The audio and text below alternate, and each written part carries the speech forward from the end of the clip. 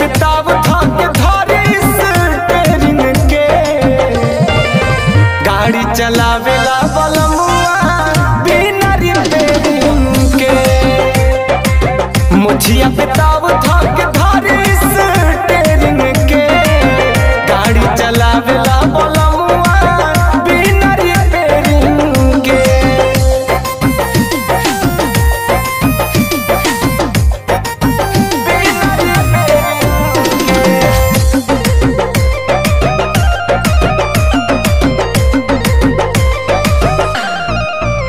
जब गेरवा लगावे आगे पाछा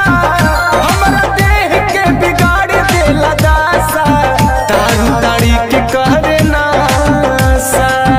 तारू ताड़ी के करे नासा जीव जहरेला कुछो कर जाए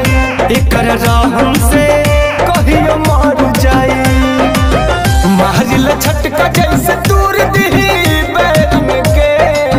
गाड़ी चलावेला बलमुआ बिना रिपेयरिंग के मुझिया बेताब थाके धारे स्टीयरिंग के गाड़ी चलावेला बलमुआ बिना रिपेयरिंग के।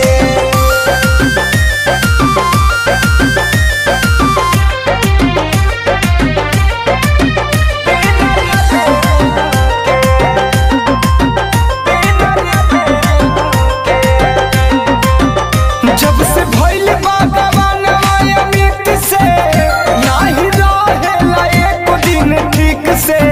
रह गइनी हम चीख के रह गइनी हम चीख के बात तनिको ना हमर मानेला मोना दर्द के नाही जानेला मारिल सेंट जब छाड़ला हेरिंग के गाड़ी चलावेला बलम